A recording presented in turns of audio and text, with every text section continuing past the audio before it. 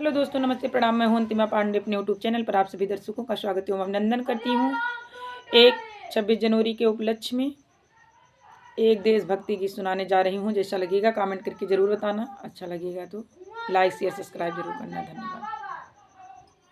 हम हिंदू के हैं, हिंदू हमारा है दोस्तों।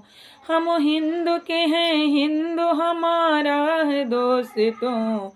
ये हिंदू हमें जान से प्यारा है दोस्तों।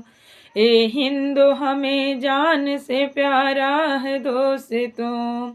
हम हिंदू के हैं, हिंदू हमारा है दोस्तों। हम हिंदू के हैं, हिंदू हमारा है दोस्तों। ये हिंदू हमें जान से प्यारा है दोस्तों। ये हिंदू हमें जान से प्यारा है दोस्तों। वीरों ने इनके वास्ते क्या क्या नहीं किया। वीरों ने इनके वास्ते क्या क्या नहीं किया। फांसी के फंदे में गला अपना फंसा दिया। फांसी के फंदे में गला अपना फंसा दिया।